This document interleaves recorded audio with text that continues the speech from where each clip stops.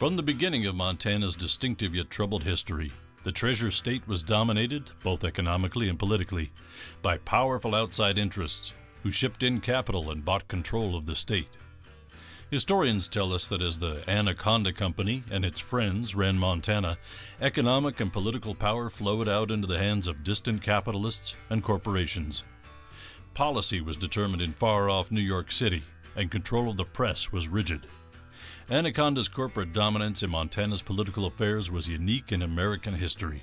For its first 75 years, Montana was a one-company state. But then big winds of change roared across the Treasure State. Between 1965 and 1980, Montanans ripped off their copper collar, transforming Montana from a corporate colony into a free, modern state. The people finally controlled their own destiny. The pitched battle between the people and the established power structure was not easily won, but fired in a crucible of change. A new Montana was born. Join Evan Barrett and real history makers of the time as they shine a light on this remarkable era. Welcome back to In the Crucible for Change. Our program today is a very, very special one. The fulcrum upon which much of the progressive change took place in Montana was probably the Constitution, the new Constitution in 1972. If you think of all the progressive change of the era, so much of it played out from the whole development of the Constitution and the implementation of the Constitution. So today's program, we're going to be dealing with the Constitution in terms of the front end of the Constitution, what led up to the Constitutional Convention. Now, we're going to do a number of programs on the Constitution itself, but this is about what happened on the front end. You know, if you think about the folks that put the Constitution together, nationally they call them the Founding Fathers, because they were all men. Here in Montana, we might think of them that the folks at the Constitutional Convention were the Founding Fathers and the Founding Mothers.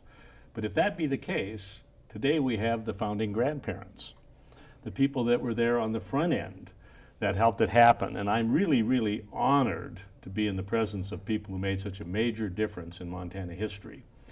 We have three guests today.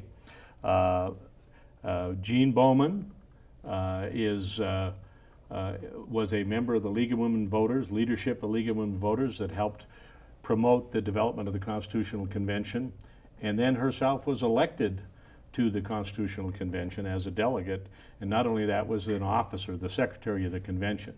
So she obviously played a major role on the front end and the actual development of the Constitution.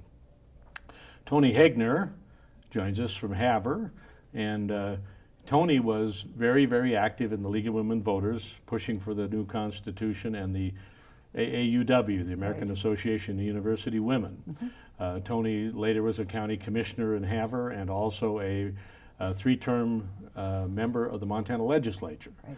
Again, and Ty Robinson from Missoula. Ty is the last remaining member of what is called the Montana Constitutional Convention Commission, the folks that set up the whole structure of the convention itself. And he's also a very prominent long-term attorney from Missoula. So these folks are the founding grandparents of the Constitution, which has made such a big difference in Montana. So welcome to all of you here on. Thank you. We're glad to be here. Now this, by the way, is not an interview. This is a conversation. I want to hear your points of view on a lot of things, and I'll probably throw in my perspective on a little bit as we go. We'll be glad to let you. We'll be glad to argue with you. But I got to tell you, it really is an honor, because this document, which made such a major difference in Montana history and in the lives of every Montanan since that time, you played such an important role of making it happen. I mean, it can't be understated or overstated how important that was. Jean, you were really, really active, seemed almost full-time in the League of Women Voters back at that time and what you were doing. Tell us about what happened back there in the Billings and eastern Montana areas you tried to push forward on this idea. Well, you may know that the League of Women Voters does not take a position on any candidate, but we do take positions on issues. But before we take a position, we have what we call a study of the issue. And we decided that we would make whether or not Montana needed a new constitution the subject of our issue to be studied at that particular time, which was in the late 60s. And I was chosen in Billings to be the chairman of that committee. And so I spent a lot of time reading the old Constitution, putting things together about why I thought, and of course there was a committee working with me, why we thought we should come out in favor of having a new Constitution. And the state league, then each unit of the state leagues in the various towns were doing the same thing. And as a group, we decided that yes, indeed, the League of Women Voters of Montana was going to support and push for a new constitution. Well, you know, if you think about it, having the politically interested, civically interested women of Montana unified on a subject has got to be a pretty powerful thing. You know. We were pretty sure we wanted this to happen, and we did everything we could to make it happen. Do you recall what were the kind of some of the core issues that drove people to say, we've got to have some change here? Oh, you've put me on the spot, Evan. I can't really be very specific. One thing we thought was that it was entirely too long, the old Constitution. No one could read it from cover to cover and really know what they had read. We felt like the Anaconda Company and the Montana Power Company had a little bit too much leeway for taxing in the Constitution. We had read about what constitutions were supposed to do and felt that this was probably legislative material, not constitutional material. Well, you know, it's worth noting that, of course, at that time, the Constitution was 80 years old. Right. And so it might need a little fixing, and the way it was written up that you could only fix it a little bit at a time, so that there was no way to make massive changes in a document, even though it was 80 years old. And coincidentally, perhaps, the president of the Constitutional Convention when it was written was Copper King W.A. Clark. Exactly. Yeah. Isn't that interesting? Now, who knows, you know, how that would go, but... Well, and of course, women didn't have the vote at that time. Yeah. And not that it might have made any difference, but it very well might have made a difference in how the 1889 Constitution turned out. It was written by very few people in a very short time for a very specific reason, which was we wanted to become a member of the Union. Yeah, you had to have a constitution. We had to have a constitution in order to do that. And the first one had been turned down by the Senate, I believe, in Washington. Senate, yeah. And so these people were in a hurry, understandably, and their purpose in writing a constitution was far different than the purpose of those of us who helped to draft the 1972 Constitution. And you were on the front end again from the promotional side, which is really, once you got it in your mind as an organization to push on this, and you guys pushed it all over the place. Tell me how much we did push it all over the place. Dale Harris came up with an absolutely marvelous banner for us. I don't know where he had it made. But my very good friend Gene Anderson from Billings and I had access to this banner. And we made arrangements to have a booth in many county fairs across eastern Montana. And we drove to those county fairs with our banner and our information about why people should vote on this referendum to hold a constitutional convention. And we were kind of different from the other booths. I don't know, people stopped at our booth. But many of these booths were farmers and 4-H kids and school programs and these kinds of things. And there were these two ladies trying to talk to you about the constitutional convention that we wanted to have. And many people listened to us. And I mean, it was not an easy task. Eastern Montana is a vast expanse. But we spent our weekends the summer before the vote doing that. Yeah, you get to know Montana. Well, Toni, you were active in the League of Women Voters and also with AAUW. Right. Tell me how much, now you're up on the High Line. Right. You know, this is Montana, of course. There's a few miles between the High Right. Line up there in Havre and Billings. So in your geographic area, what were you guys doing on the front end like this? Well, actually, both of the organizations were presenting materials about the Constitution and where it had weaknesses and what the legislative problems were.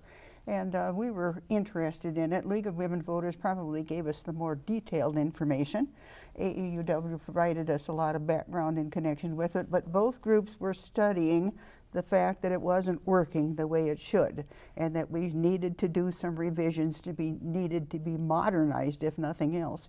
And so when we went to these various things, supporting these ladies with what they were doing and trying to carry it forth, we were doing that in various clubs, other clubs and organizations too, because in small towns you're always looking for somebody. Right, you increased the mass. Right. Having your organization plus the League of Women Voters, Right. that's a lot of women. Right. And I have to say that those were women who knew what they were talking about. We had done our homework. My wife tells me that she always knows what she's talking about. Well, that could And be. I agree with her. Oh, good. That's very wise. You better. But that is it's a powerful thing. It really It is. is. And it was an interesting time. I recall that, and Ty, I might ask your thoughts on this because you were in World War II. Yes. And Ted Schwinden made the point when we talked with him that Montana was changing partially because people came back from World War II. GI Bill had seen the world, were looking for change. Tell us what your... Well, it was a sociological change, there's no question about it. As we came back after World War II, we all wanted a new beginning and we wanted it in a hurry. Well, Montana changed, I think, somewhat politically, economically. The politics didn't bother us so much as long as we could do certain things. It became obvious after we were educated under the GI Bill, yes, it was a time for change and we could be the change makers. And that's, I think, the motivation that put these nice women to work, thinking something is happening here, and it was happening all over Montana. Did you find that there were impediments to change that were built into the government here, and that caused you to think, well, we want to make change, but we got to change the rules before we can change the game? There certainly were impediments, but a lot of those became personal impediments of people or organizations that wanted to maintain the status quo. When you talk about a change, you're talking about changing the Constitution. Boy, oh boy, that's a big operation, and that's going to affect all of us. And believe me, if I'm a sheep herder out here running a lot of sheep, I want those people down in hell now tampering with anything, so leave it as it is. We're doing fine. Yes, I think the motivation was there, and it kind of snowballed itself thanks to the very thing that Jean and Toni are talking about here, where they took the reins as an organized effort that they were to go out and see first, should we have one? And of course, following that over into the political realm came the legislature saying we should have a committee to determine, should we change the Constitution? What should we do? Should we fix it up? Should we modify it or anything? Then, that process was very interesting because that was I think that was the '67 legislature. yes. And at that point, they tried to pass a bill to create a constitutional commission, and it didn't pass. That's right. And so, actually, I think it was Senator Groff from Victor. And Senator Dave James from Chester, and Senator Bill McKay from Red Lodge, or he was actually from Your hometown. well, that was my hometown. Yeah, I was at my home county. He actually was from over by Roscoe. Carbon County. Yeah, and so those three introduced a resolution to have a study by the Legislative Council, which is kind of an evolving group, and then Jim Felt From Billings. and Jim Murphy, who you knew well, and Kalispell. Kalispell, proposed it similarly in the House, and they both passed. So suddenly there was a study, and the study came up with some interesting stuff.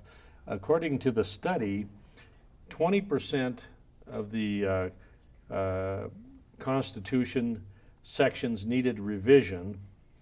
Half of them were okay, and more than 30% needed to be thrown out. So the legislature actually looked at the section by section. They said, wow, there's a bunch of stuff in here that's got to go. So that was probably the first real serious public. Well, it was moldy. Yeah. Yeah. Yeah. Now you're a lawyer. Yes. And you became an attorney. Exactly. Right. And Toni, you didn't become an attorney. No, I did not. She's lucky. Smart Yeah. girl. but we all, I think, experienced or understand experiencing the problems. One of them was always this 60-day legislature. That is true. There was a feeling, I think people became disaffected about the fact the legislature would never seem to quit on time. And what they did on the 60th day, at the end of the 60th day, they just put a cloth over the clock. And Pretend like it was still the 60th day. That's right, and went on working. And finally they realized that some of them wanted to go home and had to get things planted and do some other work. Then they finally got the work done and went home. But that was happening too often in the minds of lots of people. Then there were other people who felt that the legislature shouldn't be meeting that often. We could get by without it. For instance, Wyoming, where they meet 30 days, they get everything done and go home. We weren't having that luxury. Oh, Wyoming. Well, we never could quite use them for a model, now could we? Well, I just mentioned that since they're a sister state. Well, you know, if you think about this thing, we had a number of impediments, and people decided, hey, we're looking for a little bit of change here. But a thing that kind of was upsetting things and making it change seem inevitable was reapportionment. It changed the power structure in Montana pretty dramatically because the U.S. Supreme Court said one man, one vote. And you know, prior to that, for example, Petroleum County with 800 people had one senator, and Billings, Yellowstone County with 80,000 people at the time had one senator. That was 100-to-1 disproportion of power. And so the rural areas were overpowered in the processes, and suddenly the Supreme Court threw that out, and all of a sudden the power structures started changing, and it's almost like change became somewhat more inevitable at that point. Right. And I think that brought some of the impetus for change, that very court ruling. And I think that Montana took advantage of that in a very measured, cautious, intelligent way. They had the commission, they had the legislative council study, the League of Women Voters who just did it, but we didn't just say, oh, we've got to change, so let's get started and have a kind of a mishmash.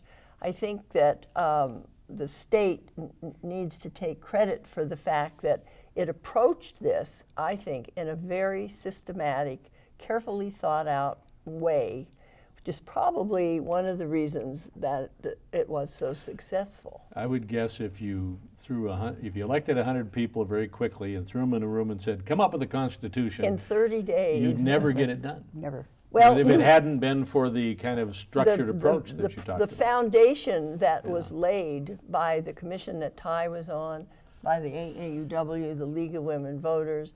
There was another group that some people were involved in that Jim Felt put together in Billings, trying to get people to start thinking about this, because your idea of what would be a good change wouldn't necessarily be mine. And so we got people to talking about what really do we need to do instead of just throwing a bunch of stuff in a pot. Well, to kind of maybe lay out the formal structure, obviously the promotion on the front end and the energizing of people. And by the way, let me just say that this whole series in the Crucible of Change is about the empowerment of people. It's about changing a state where the state seemed to have been a subsidiary of the Anaconda Company, almost a colonial status for folks because of the way their laws and the rules were written and the economics were and the politics were. Remembering, for example, that almost all but one major daily newspaper were owned by the Anaconda Company until 1959. Right. So the theme of the whole series that we're doing is that there had to be a change, and there was a change, and it was about empowering people. Now, what could be more empowering than seeing what the League of Women Voters was doing, seeing what the AAUW was doing, see what people were saying out there about this thing? So it does kind of fit. But then there had to be this formal process, and the steps are very interesting because you were in the last step formally before the convention itself. That's true. Before that, the legislature met, and the Legislative Council did their analysis. They came to the '69 legislature, and the '69 legislature, they created a commission to look at revisions. And mostly legislators. And there was, a whole bunch of legislators in that one, and there were 16 members, 4 appointed by the court, 4 by the governor, 4 that were House members, and 4 that were senators.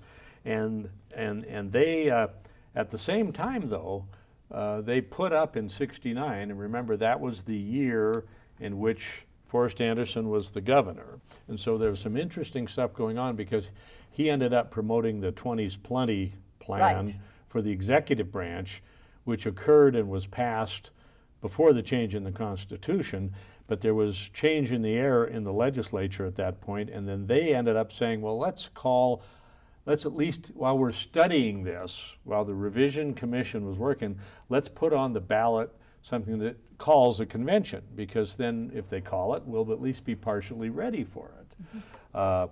And that's what happened, and we'll talk about that in a second, but then you had the revision commission, and then putting that on the ballot, and then when we went to the '71 legislature, the call had already happened. I mean, the people had said, we want a convention. By what percentage was that, do you remember? 65% of the people voted in favor of having a constitutional convention. Yep. Now, 65% voted for it. But then what was it? They knew change, but then the legislature had to come up with an enabling act. And the '71 session did that. They came up with the thing that said, within the constraints of the existing Constitution, came and said, well, we have to elect a bunch of people. They have to be elected like House members. They have to have the qualification like Senate members. And then they empowered a commission, the Constitutional Convention Commission, to put it all together, and that's the commission that you served on. Yes. And tell us about that, as we were really getting ready at that point. We were really getting ready. We were appointed, as you say, there were 16 members. We had, of that membership, there were 8 lawyers, since 4 of them had been appointed by the Supreme Court, and I think it turned out 2 were appointed by both the House and 2 by the Senate. They were a very interesting group of people, actually hardworking, and the way in which we worked was a little bit different. These were all volunteer people. Mm-hmm. We did have a fine chairman in Alex Blewett, a lawyer from Great Falls. And it turned out that he was the proper one to have because he could give more time, he was close by, and he did. Our routine was that we'd leave our home maybe Thursday or Friday night if we could, and come over here and spend all day Saturday and Sunday working with our staff and telling the staff what we wanted, come back the next weekend and hope we had it, fight and argue over whether it was good or what we wanted to recommend, what we wanted to do. They really were not recommending recommendations as much as they were, as it was data for the con to have. Here it is, you people have to take this and you're going to make the decisions. Mm-hmm, mm-hmm. These people were very conscientious, but we were a diversified group. We weren't all in favor of a new constitution. We had 3 members that, well, they were the old one was okay. They wanted to, they were a little bit balky. Let me back up for a second to the promotion of the Constitutional Convention, and it was in the 1970 election. 70 election. Which is also when the 20s plenty was on. So the people were seeing that, and that passed by better than 70%. So I think the mess of the executive branch probably helped set some tone for the idea that we need some changes. I think you're absolutely right. You know, and most of the people didn't have any idea there were that many bureaus, boards, and administrative agencies. I remember the brochure. It said 161 good reasons for executive reorganization. And that's, by the way, my first job in state government was doing that reorganization effort. And you enjoyed it? Oh, what a learning experience. What a learning Well, experience. you did a great job because finally the public accepted it. Yeah. Well, I had great mentors. I was pretty wet behind the ears at that point, I'll tell you Man by that. the name of Crowley. Duke Crowley and George Bosleman, and then Oh. we had a wonderful staff that helped. But I think the lay of the land was that there was a mess here in Helena, and the executive branch epitomized it. And then it was on the ballot and being discussed at the same time. Why don't we fix up things in the Constitution? As long as we're in the fixing Yeah, mode, let's yeah. That's the way to do things. And so all of a sudden it happened, and there was, again, a very interesting, I think while we talk about politics as part of all this stuff, the interesting dynamic of the time was that one of the leaders of this fight to have it happen, there was a private sector group called the Montana Constitution Convention Committee, which was a private group that raised a little bit of money and promoted the Constitutional Convention on the ballot. And Jim Felt, who was the former Speaker of the House, or was the Speaker of the House, He was Speaker. was the head of that committee, and he was a Republican. Now I say that because the tone of things with the kind of way things are looked at today philosophically between the two parties are such a division, but there were progressive folks in both political parties big time in those days, weren't there? Yes. Don't yes, you that's think right. we reached a point maybe where at that point Montana was a populist state in Yeah. that we didn't really have this antagonism of one party to the other. We were moving forward on a goal. Well, you know, I have a friend of mine, and I call him a prairie populist, and he calls me a mountain populist. And maybe we need to get down to more of that these days, because I think we see so much division today and so much doctrinaire belief in things that that this idea that we could work together, Montana really was, not that there wasn't opposition, but people worked together a lot more then. Very much so. In the 1950 legislatures on right up until the time that the Constitution was adopted, yes, you didn't have any acrimony in the legislature. You had a lot of fun. You had leadership in both houses that saw to it. For instance, you mentioned Groff. He was really the man that ran the Senate on finances, and he had a partner from his own county. He lived about 10 miles apart. Norris Nichols. Morris Nichols. And the two of them, why, they ran the legislative finance. We called them the Gold Dust Twins. Yes, we did. And we were hoping a little of that dust would fall off on us at times. Yeah, but it was interesting that it went on that ballot, and it was promoted, and it happened, and so. But in the meantime, it's very interesting. It was like what happened with executive reorganization. While the 20s plenty thing was on the ballot, there was a study being conducted so that if it passed, there would be a plan to go to the legislature with. Well, you had at least a little of that with the Constitutional Revision Commission. They had a staff. I think Yes. Dale Harris was the staff director was. of both that commission, the first And commission, both. and the second commission. Yes. He was a brilliant fellow, wasn't he? He was very nice to work with. He showed up every day with a coat and tie. The rest of the staff may not have shown that way because we were right in the middle of hippiedom. And some of our staff were more hippies than the rest of us. Well, my hair was a lot longer then, but there was a lot more of it too. Yes, well, true. Well, I have to say that without the documents that the Constitutional Revision Commission put together for us, I'm not sure we could have written the kind of Constitution that we wrote. None of us, imagine that, had ever written a Constitution before. Right.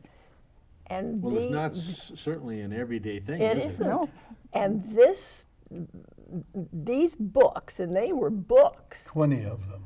were just invaluable to us.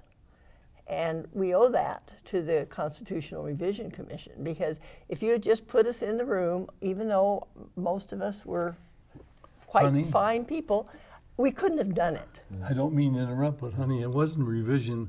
We're the Constitutional Convention Committee. Sorry. Thank Thank because the you. revisions had been first ahead Yes, of us. Yeah. sorry. The group of legislators. Yeah, we had, again, the structure was a legislative council, followed by a revision commission, followed by a vote, and then a Constitutional Constitutional Convention Convention Commission, Commission. followed And by those are- elections, and then a Yeah, Constitutional but it's Convention. Yeah, Yeah. we were way down the tail.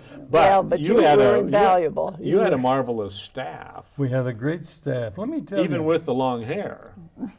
And they were all very good. And I must say this: for instance, we had Rick Applegate as the designated staff. We had 16 people, 16 staff.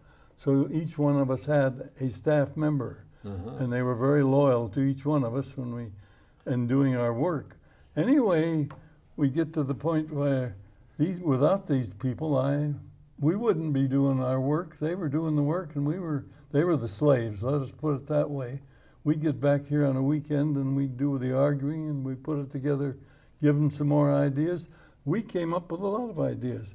Where did we get the idea that we should have a change in the educational? Well, that was happenstance. My brother came along one day when we were meeting, and he had just come from Michigan, where he graduated from law school. We're talking about the education problems. Do you remember that? Yes. We had a state board of education of 5 people expected to run the whole state. We weren't doing very well, were we? No. With K and No. 12. Including the People- I was university going to system. say, I Oh, was the going to say university that system. too. University. People That weren't was in happy with it. disarray. Dr. Rennie, Dr. McFarland fighting with each other. Legislature torn all apart over that. Well, why don't you go to Michigan, because they've just adopted a brand new model of 7 people who run their higher education, et cetera, and something else. It turned out that we had people come from Michigan, as we did various times. We reached out to Colorado, Washington State University. We were fortunate to get these people to come in and advise us so we could put something on paper for these people. And it was working. Everybody on our staff, I think in fairness to would you mind if Go I right just, ahead. just read? Let's go back first to the membership. I mentioned Alexander Blewett, Alex. We had Gene Mahoney, a senator Oh, yeah. down in Sanders County as the vice chair. Charles Bovey from Great Falls. You Yes. all remember I Charles? remember him, yes. Yes, who played a real part in the history of Montana. And we had Marjorie Brown, who had been on the Revision Commission. She came in on this commission. Well, she turned out at one time to be dean of the law school at the university. Charles Harrington, a lawyer. Yeah, Chaz, yeah. Arthur Haggeston, Clyde Hawkes, a longtime legislator from down somewhere in the prairie just east of Ekalaka. Gene Phillips was a lawyer in Kalispell, partner of my brother. Clyde Rader, another longtime senator. Then we had Randall Swanberg from Great Falls. And he had more ideas. I don't know where they all came from, except if we went to lunch, it was a 3-martini lunch, and then he had more Yeah, ideas. very than ever. creative, yeah. Yes, we did. Bruce Toole, another lawyer from down with the big firm in Billings. And Leonard Schultz, longtime lawyer in Dillon, a friend of yours. You knew him probably very well. And then we had Bill Sternhagen from Helena.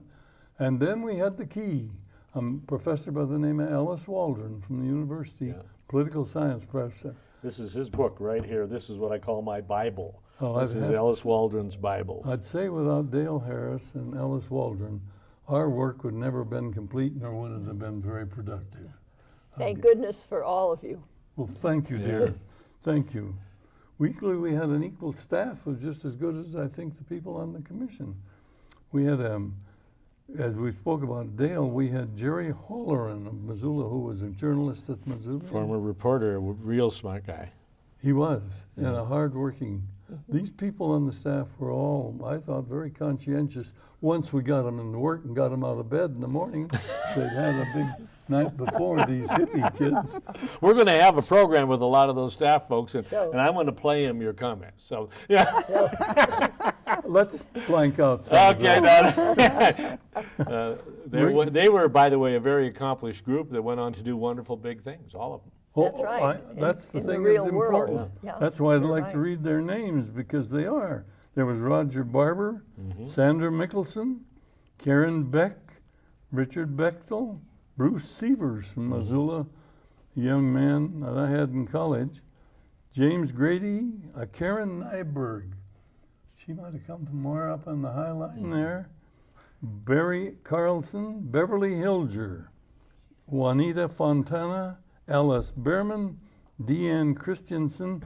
She was very active on the educational committee in preparing it. Rosemary Acker from Missoula, well, Helena, I think, and Jane Jones and Gail Smith. And you know Karen Beck, Yeah. she had been on the executive reorganization staff. That's right, she was. She left there when we finished the work there. She moved over and became. Well, and Jim Brady has some nationally respected. What does? Well, Jim he wrote Brady? the book 6 Days of the Condor. That's right. That's right. Which became the movie 3 Days of the Days, Condor. yeah. But yeah, he's became a successful author. Yeah. Yeah, I mean a lot of And this really was a terrific. first-rate. You know, but organization. it epitomizes our processes here in the United States and in the state of Montana, that you had policymakers and you called them the slaves, but in fact that's the way a democratic system works. If it works right, it's based on information. It's based on facts, not just ideology. If you make decisions based on facts, you're going to be better off. And developing the facts was a big part of this kind of thing, I think. And I mean, out there, when you were promoting it early on, you were dealing with facts. Right. People were asking, why do we need it? And you had to explain why you needed. We needed to modernize it. We needed to be able to move more successfully. We needed to be able to influence somehow or another, and we couldn't. And you were able to be specific about it. Right. And I think specificity helps. It helps people to realize, oh yeah, I get it now. Those stubborn things called facts. I know that you just don't want to be confused with the facts. I think a lot of times in the political world, people would rather avoid them if it gets in the way. 90%. You know. Look at the political campaign that we're going through at the present time. Well, Facts are not, well, after all, what's your goal? Is to get elected. And if you have to slip a few things sideways. I'll tell you. Anyway, But I think we were very fortunate to have had the people working all the way through the con, right back down to the first revisionist. They were all people that wanted to see something done. What for? For the people of Montana. And to get the best thing we could to have some kind of an institution, document that could make us civilized. you know, go ahead. Well, your staff then lopped over to become the staff of the substantive committees Right. of the convention. That's right. Virtually And- all of them. went Well, Yes, over. virtually all of them. And of course, we couldn't have done it without them. They had the experience They had the already. experience. They knew what they And we didn't.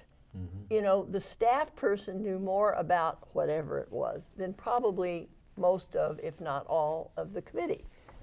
And we respected that and listened to that. That's right. And Well, you know, the way the way I think the process works is that the younger folks, which I was at that time, our job in doing this stuff was younger to too. dig out the facts and to provide them to people who had more judgment than we did. We knew how to dig and research and come up with information and even have ideas. But the fact was that there had to be more seasoned folks, like those who were elected at the convention, who then took that knowledge, that information, and used their judgment to come up with some right solutions. And so the combination of judgment and hard work, had a younger good mix. people, some more seasoned people. That's the way it ought to work, I think, and it did. Well, it's hard to argue that that isn't the best possible model. Yeah, yeah. Now, it wasn't a unanimous matter all the way through, Yeah. even our Oh. committee, but you over in the Concom. Oh, and you should have been on the Judiciary Committee if you wanted conflict. Really have some fun. Yeah. I used to enjoy sitting up in the lobby there, watching you people, hoping against hope that what we had suggested in this committee or that committee, not suggested, but given you the information, you'd do it.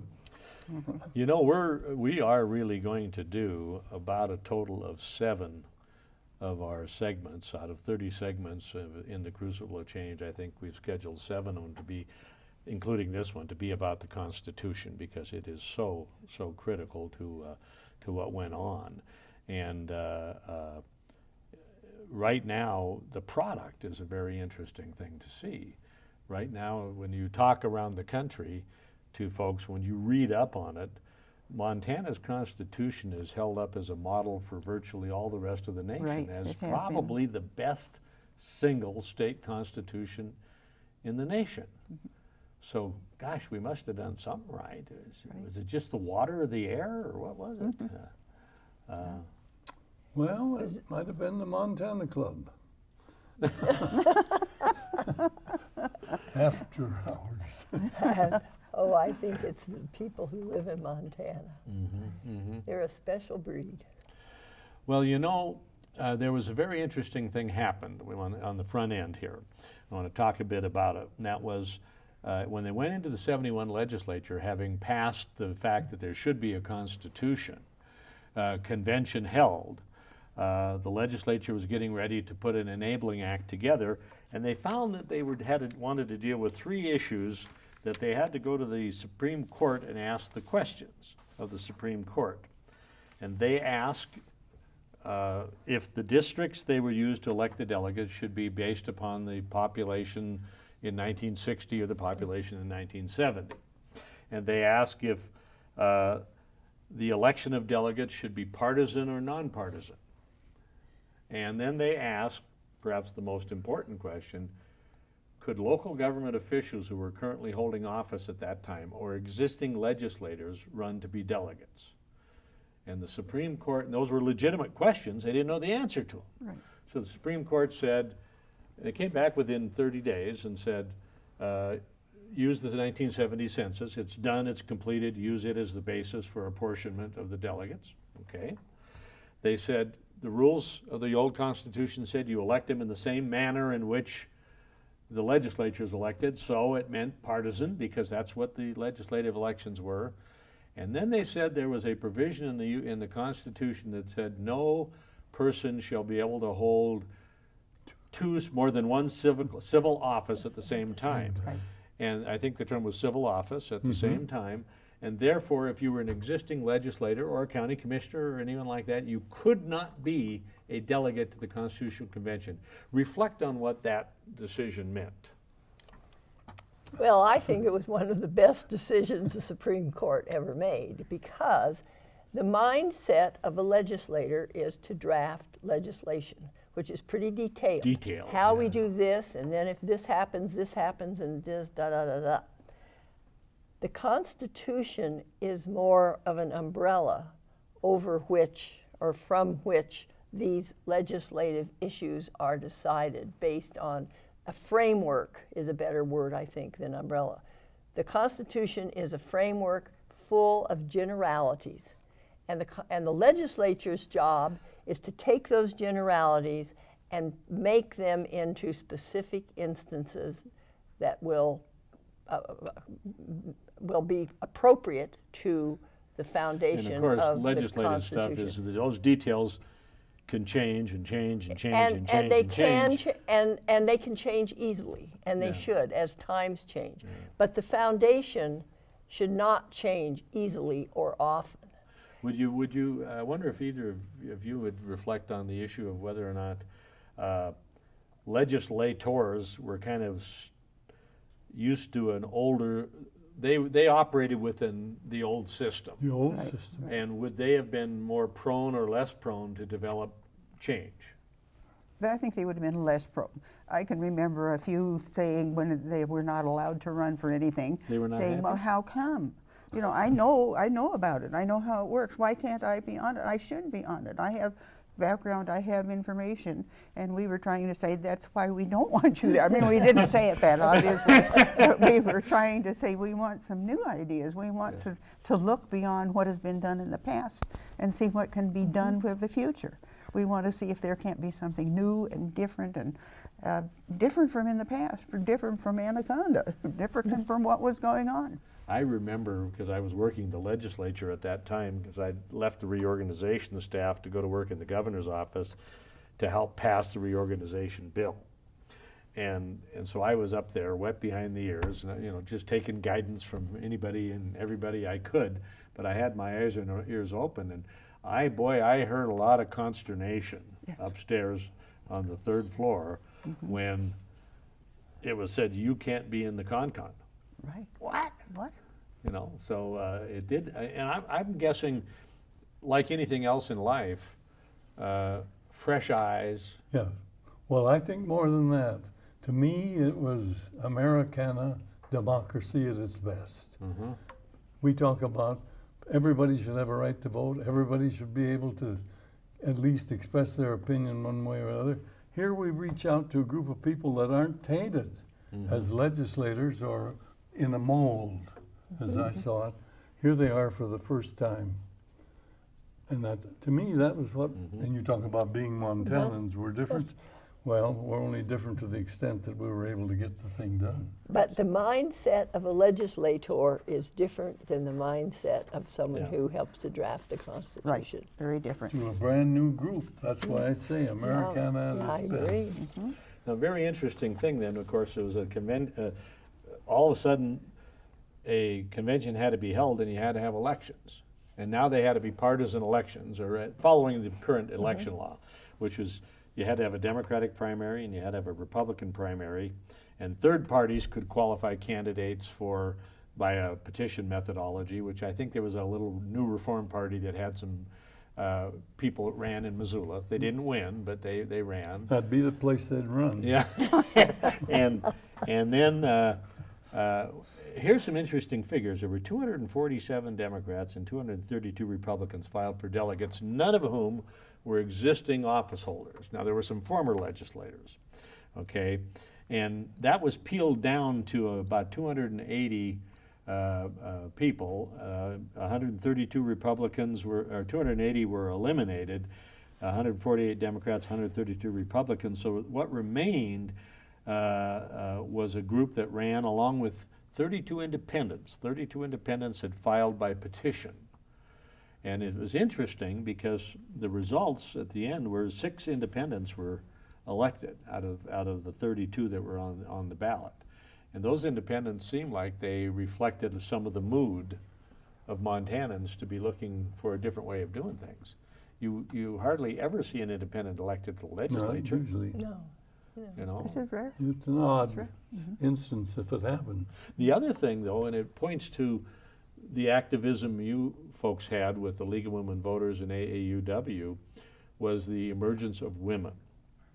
How many women were running for it and how many were successful? You know, in the 1971 legislature, there were only 2 women legislators. Right. Dorothy Bradley in the House, Toni Roselle in the Senate. But when the con-con election was done, there were 19 women, including you, as delegates to that convention. That's correct. Did that ever open it made a big difference in the deliberations? Well, I felt no animosity from my fellow male delegates. I think they accepted us as delegates. You might not get that same response from all of the women. We used to have lunch every Sunday, any of us who could get together and sort of talk about everything. But I felt like we were accepted as equals.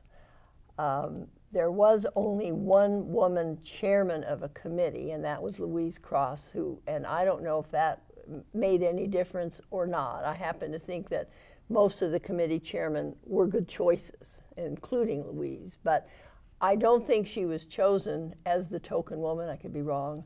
She did a superb job. We were delegates. Didn't matter what our gender was. Now, I want to call your attention that when you watch this and you go home and this is on the air, watch the beginning.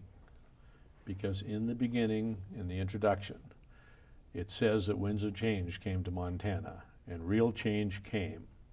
And when that is happening, there's a picture on the screen, and that is a picture of the 19 women of the Constitutional Convention standing in the stairwell. Yes, I have a copy of that picture in my home. Right. Because I think that is emblematic of dramatic change that was taking place, and that opened the door for women to be in a much stronger role in Montana politics after that. Oh, absolutely. I agree. But it was change without animosity, I would say. Yeah. Well, that's really, you know, kind of intriguing that 16% of the candidates were women and 19% of the delegates were women. So the women did a little better than the men did when it came to being elected. But the whole thing, I want to ask and this came in the convention itself, and it's not on the run-up. I don't think there was a recommendation on this, but it was perhaps one of the more important things that happened at the convention to create cohesiveness was the decision to seat alphabetically rather than dividing by party. Instead of saying all the Democrats here and all the Republicans here, the decision was to go A through Z, and you sat next to who was your partner on the alphabet. Do you remember how that happened, and do you think that it made any difference too? I think it made all the difference in the world. I don't know how it happened. It was apparently Chet Blaylock's suggestion, and I don't remember how it came about, whether I don't know. But I think it was one of the reasons that we did so well. Right. We stopped thinking about people as Democrats or Republicans. They were Constitutional Convention delegates. And the man who sat next to me, Jeff Brazier, was a Democrat from Helena. And I usually got there a little later than he did because I had an administrative meeting before the session started. And so I would come in and he would always say, "Here comes the plague." The plague of women voters. The plague of women voters. Yeah. Leave it to Jeff. Yeah, Jeff was quite a guy, He was quite a guy. These changes were grassroots oriented, though. If you think about it, where the delegates that under the processes that happened, you had a new perspective being brought. Exactly. You know, I guess if you're not kind of frozen in place with believing in when you're in power, you tend to want to keep in power, and you tend to want to keep the structure the same, status Very quo. difficult to change. Yeah. Human nature is interesting, isn't it? Well, I guess I would have to agree with parts of that. Yes, human nature was something interesting. Sit up in the lobby and watch these con people. And one point I wanted to bring out, since it was a personal point, Jim Garlington was my partner, and he'd come home on weekends, so we'd discuss what was going on. It was very interesting to just get on the minds of what you people were doing and how you're doing it. I was there the day that they were bringing the convention to a halt. We were about ready to adjourn. But you were making the great argument as to whether it should be adopted. The fight was on. And I can remember my partner standing up and giving those immortal words, that this is the finest thing you can do for the generations. And I think that was, to me, that was the turning point that day in the meeting of the CONCON. Well, Jim was a delegate that I think a lot of people looked at with a great deal of suspicion, that he was probably there only to represent the interests of the Anaconda Company. Yeah. And of course, that was immediately dispelled. That was totally not the way Jim performed. And he had the respect, I think, of every single delegate. And probably it was most noticeable because I think in the beginning everybody was saying, "Oh, really, watch out for Jim Garlington." He's here to, he's got an agenda. No, he didn't have an agenda. No. I don't think anybody had an agenda. And it was remarkable. Well, you might have had some agricultural people who might have had. It's possible. It could be that. You know, well, it is interesting how this, you know, all developed, and there were a lot of great things. Obviously, we believe the Constitution itself, the product, proves out that the process was good. I guess if you'd had a tainted process, you wouldn't have had nearly this kind of a product. I mean, it was so thorough and analytical and fact-based, and yet we want to remember that we went from 65% support for calling a convention to, by the time the vote came, it was 50-50. Yep. And there were powers of status quo that fought very hard to have it not happen. Did you find that that was ongoing through the whole lead up? That I think many of us, including me, suspected that not everyone would sign the Constitution, but everyone did. And then that made me feel comfortable that we had 100% of our convention delegates were going to go out there and try to get it passed, which is not what happened. And all these many years I've debated whether I think it was better if they hadn't signed it and just gone out and fought against it, but you know, who knows? What was the part of the process to move it forward when you did sign it? Well, that was what I thought. But I think that this could be used as an example of why process is so important. There are a lot of people that just want to get it done, whatever it is. Jean, I think you were very fortunate to have Leo Grable as your chairman. Oh, yes, we certainly were. He was brother the lawyer, absolutely best choice we could outstanding have fellow. made.